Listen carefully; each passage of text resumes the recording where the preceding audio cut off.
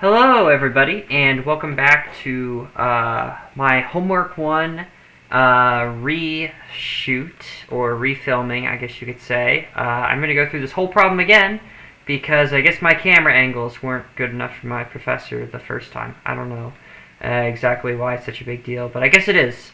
So, anyway, I'm trying to generate the surface coordinates of a helical pipe with a certain cross-sectional radius, central helical curve, defined by the following parameters, and I'm going to go ahead and doing part 1 today. So let's talk about this central helical curve for a second. I'll go ahead and maybe get rid of this and redraw this out. So if I hit delete, I can go ahead and start drawing, right? So I'll set this to maybe here. So what? This is not big enough. Maybe if I do just like a brush. Okay, that's better. So let's say I have a three-dimensional plot, and I want to plot these charts on it. Well, what they're going to look like is something approximately like what I'm drawing in blue. It's going to be like this helical curve that sort of slopes up around a certain like central radius. And what I want to do is I want to go ahead and plot circles all around this curve, and get like a mesh wireframe kind of, I don't know. But that's sort of what I'm trying to get at here. So let me go ahead and, yeah, I think that sort of explains the basics of the problem, what I'm trying to get to. Let's jump into part 1. So using closure, explain and code a higher order function that accepts a function and returns a function that calculates the Jacobian of the central helical curve. So I want to accept a function and then return a function of the Jacobian, of which that Jacobian function I want to then give it a specific value or a set of values to derive by, and then compare this to Jax's automatic differentiation. So if I go ahead and head up here, I have a document I've already done. I'll really quickly talk through this. I'm going to define a curve a certain way. I'll just make a quick plot of that curve to show what it looks like. Then I will get the Jacobian of that curve, and I'll test it, and I'll compare it to Jax's automatic differentiation. But let me go ahead and just delete all this stuff and create a new cell of code. So what am I going to need to do here? Well, I'm going to go ahead and from numpy, or I will import, I should be importing, import numpy as np. And if I go ahead and run that, it should do that. And so what I want to do is I want to build a function with these three things right here. So how am I going to do that? Well, I'll go ahead and define this function as maybe curve, and I need to give it a value of t. I need to give it a value of a radius for the curve, and then I also want to give it a slope in the z direction. And I'll go ahead and just preset r and mz. So I'll set the radius as 3, which is, that's what these 3's here mean, and then this 0.4 is the slope in the z direction. So that's how quickly the plot will be increasing. So if I set that to 0.04, I should be getting, I should be getting these values preset. And so then what I want to do is I want to go through and define x as the radius times numpy's cosine function of t, and then similarly I'm going to define y as something similar but for sine, and then z is just going to be the slope in the z direction times time. Now I can say that xyz, I didn't zoom down enough, xyz is just going to be equal to, it's just going to be equal to, what am I doing here? I lost my train of thought. Yeah, so I need to build an array. So np.array of a certain set of values of x and y and z. So then the function will just return that array defined as x, y, z. So I'll go ahead and run that, and now let me go ahead and, let's go ahead and try to maybe say xyz equals curve of t. Now what is t? Let me go ahead and define t. So I'm going to use numpy's linspace function. So that is np.linspace, if I can ever spell it correctly, and linspace will just give me a list of linearly spaced values. So I will go from 0 to 1, which isn't correct. It's not what I want to do finally, but I'll just leave it that way for now. And I will say get 100 values. And so then, let's say I want to plot this just to see what it looks like. I can go up here and I can say from plotly dot subplots import make subplots. And what is it not like here? Subplots. There's an L there.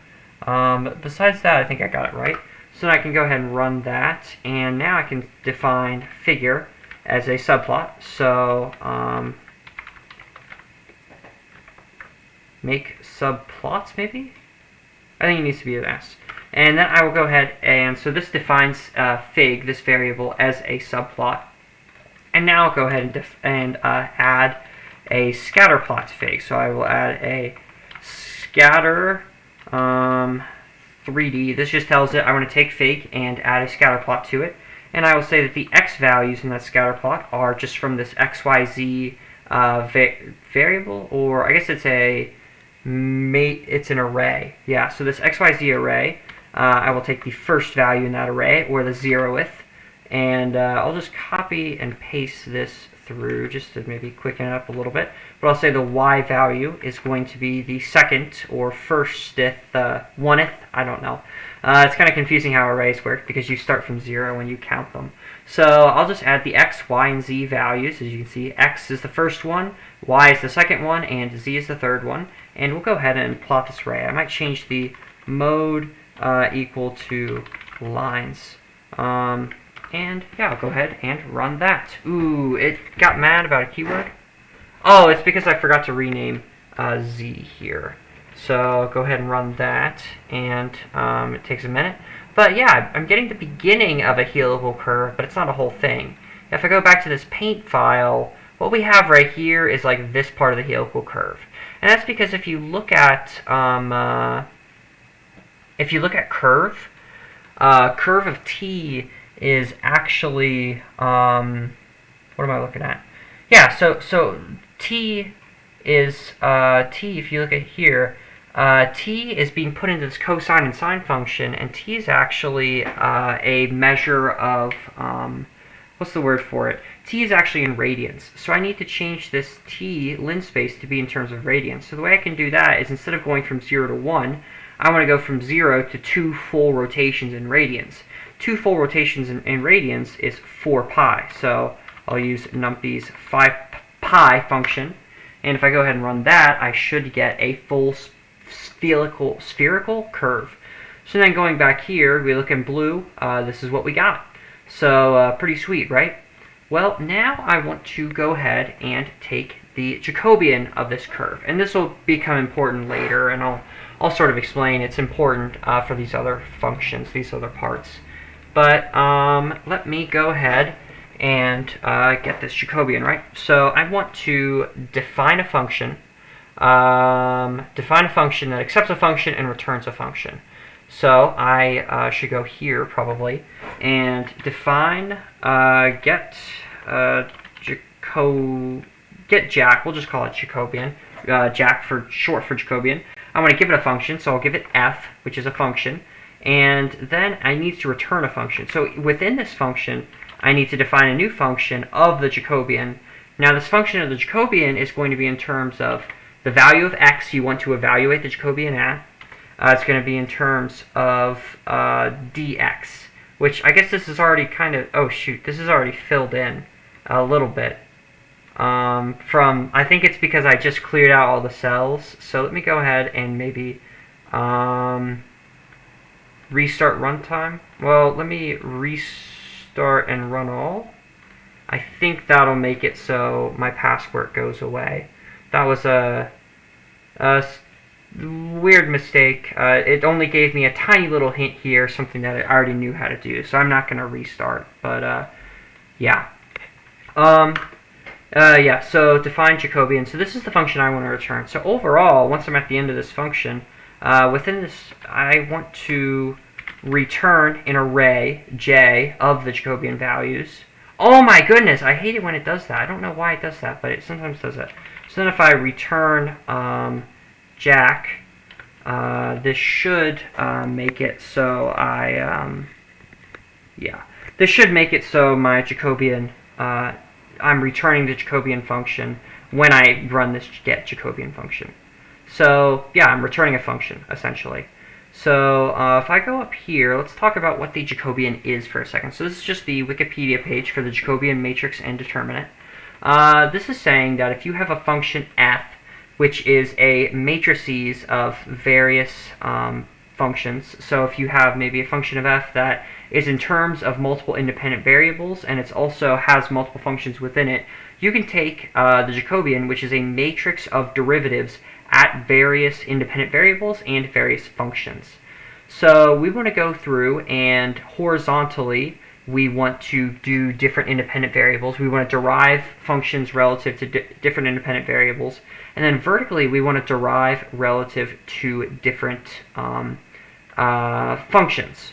So this is sort of the final result we're trying to get. And real quick, I will go ahead and maybe talk through the Jacobian. So let's say that this curve is equal to r cosine of t, r sine of t, and mz times t.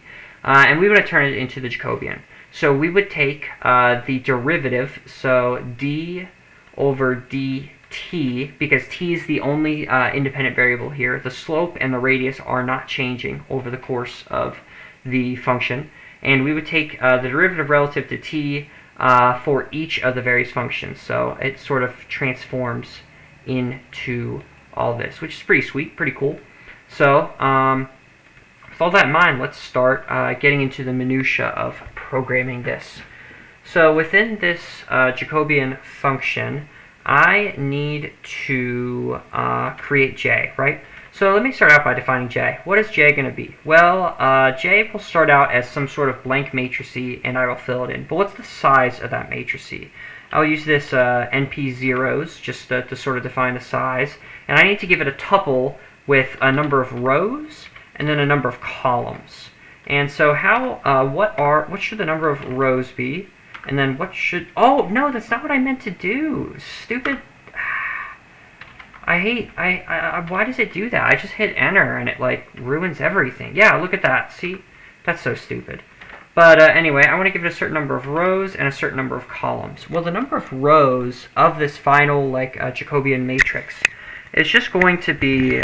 sorry, I need to adjust the head cam a little bit. Just getting a little bit uncomfortable, I guess you could say. Going back up here, am I still recording? Head cam? Yep, head cam is still recording. Sweet. Now I'm looking at my whatever. Sweet. So, yeah. I want to go, each row needs to be of a specific function, and then each column needs to be of a different, at a specific variable. So the rows is just going to be, well wait, let me go back and think about this. So we are changing the independent variable as we go through the, from each column to column. So the rows is going to be the size of my of my specific value of x. So it's just going to be the size of that. So this is saying if we have 5 independent variables, we would give it 5 values for x, 0, and we would have 5 rows in the matrix. For columns, we are going to actually need to define something else that I forgot to sort of define earlier, and that is the f0. So the function at these conditions x is just going to be f, whatever we pass into the function, f at x0. So this is saying the function at our initial conditions, or yeah, at our initial conditions for the Jacobian, that's the correct term, is just going to be the function evaluated at those conditions. So the number of columns is going to be this f0 dot size, which, is that correct? I'm thinking I might have these two reversed. Let me backtrack for a second. Well, I have the rows. If I only have one independent variable, then the number of columns should only be 1. Yeah, I need to switch these around. Okay, no big deal.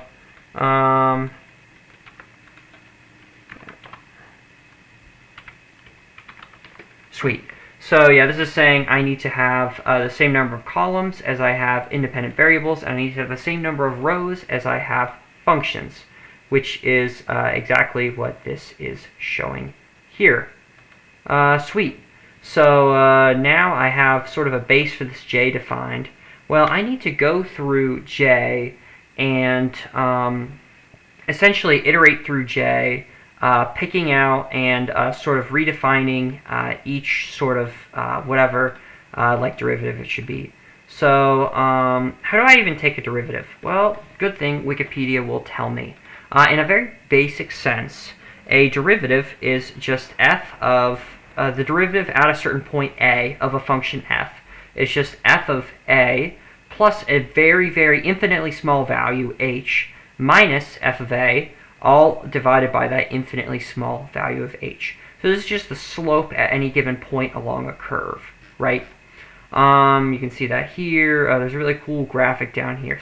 Thank you, Wikipedia, for making this. And yeah, this is my version of citation, I guess. Pretty cool, right? So yeah, that's the derivative. So how would I get the derivative here? Well, let me just go ahead and start out by writing out what I have before. So I could say that Jacobian is equal to f of x plus dx is RH, so the change in x, minus f of x, and then all of that divided by dx. I need some extra parentheses in here. But there are, of course, a few problems with the way I'm doing this. The first thing is, this Jacobian, I need to sort of iterate through to get somewhere in the Jacobian. So let me go ahead and say for I in a range, and that range is just going to be for each column. So I'm iterating through the columns. And so for I in this range, I want to actually create sort of a copy variable. And so I will say x equals np.copy, so numpy's copy function of my initial condition. So this is initially just a copy of x0, but now I want to take this copy of x0 and I want to say that x at I, so at whatever column we're iterating in, is going to be equivalent to x0 at that same column I plus this change in x, right? And so now we have this sort of, if you look back here, now we have this sort of a plus h term all on its own. So what I can do is I can say I want to take the f of xi at f of x0 over all divided by the change in x. Now, of course, for the Jacobian, I don't just want to define the whole Jacobian matrix as that. I want to take all values of x for just whatever column value I were iterating through at that point in time. So with all this, unfortunately my function is not quite ready yet, but it's ready enough to where I can run it and then use some of the errors I get to troubleshoot the rest. So if I go ahead and run this, it will pass, so that's good. And let me go ahead and say the Jacobian is equal to get Jacobian of a certain value, of a certain curve, or not curve, but of a certain function. That function is, of course, curve from up here. So get the Jacobian of the curve. That's what I'm going to tell it to do. I will run that. I won't get any errors. So let me go ahead and say I want to take the Jacobian of curve at the point 0. So this is when t equals to 0. What is the Jacobian matrix of the function curve? Let's take a look. It should give me an error, yes, but this is an error I anticipated getting. And this error is telling me that float has no attribute size, and it's looking at column 7, or row 7 rather. So what's going on here? Well, we're going back up to the function, and you can see that it is getting mad at me for this columns 1. And it's saying that this size is actually an error. Right, so it's saying that the columns doesn't have a size this x0 doesn't have a size attribute, which is correct because a size needs to come from an array, and I'm just passing an integer into, or a float into, yeah, okay, it's a float. So I need to I'm passing a float into this array. So I need to turn this float into an array. Well, how will I do that? Well, it's actually not too bad. I'm just going to say that x0, and I'm going to use a really awesome function in NumPy called np dot array. What's it called? Oh man, I forget. I've been practicing. I always knew it in practice. It is at least, yes, okay, at least 1D. And so it's it needs at least a one-dimensional array out of this float x0. So it's just going to turn it from a float that's called x0 into an array that's just the value x0. So now I can run that again, and I should get a new error. So I fixed that error, and it's telling me it can't broadcast these shapes correctly, which is the error I was anticipating getting. And you see, what this is sort of saying is that I need to, I'm calling my values a little bit wrong. So I think if I go into x0 and I say I want to take f of x0 for whatever column I'm iterating through, then run the rest of the function like this, this should give me what I'm looking for. So yeah, awesome.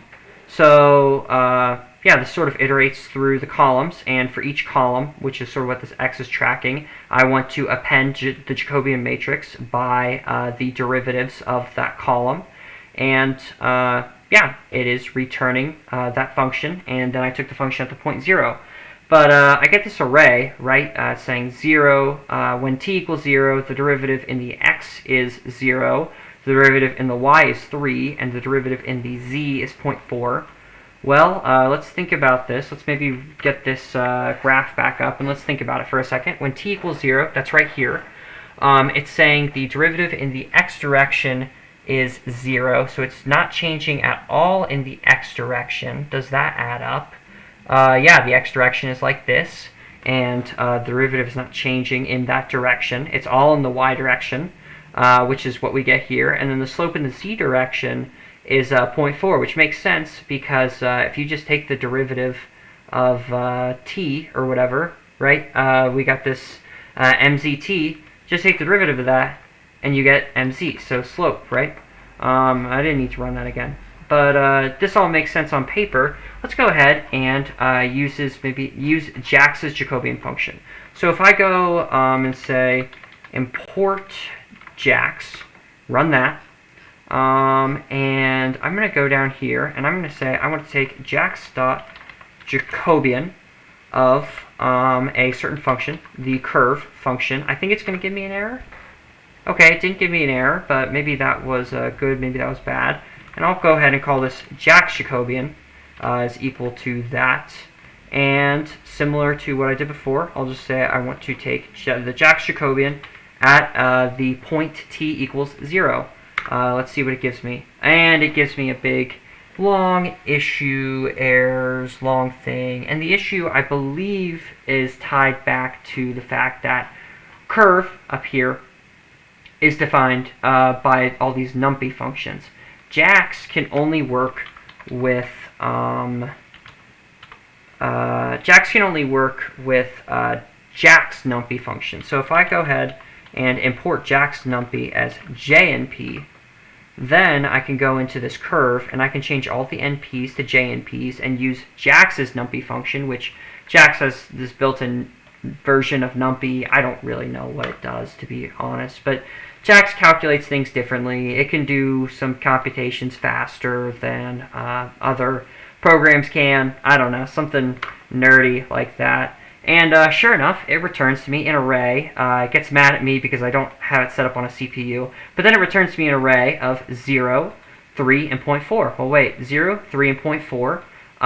The shape of the array is a little bit different, but the values are the same. It's saying in x the change is 0, in y the change is 3, and in z the change is 0.4. And it gives me some other information that I don't really super know what it means. But yeah, going back to the prompt, using Clojure, explain and code a higher order function that accepts a function and returns a function that calculates the Jacobian of the central helical curve. Compare it to automatic differentiation with Jax. That's what I just did, right? I compared it to automatic differentiation with Jax. That's what this last part was. So, yeah. With all of that, I'd like to thank you for watching part 1 of my homework. I hope you learned something. I certainly learned that I need to have a camera angle on my head in order to, get a grade for my homework. So, yeah, I hope we all learned something valuable today. But anyway, I hope you have a nice day, and bye-bye.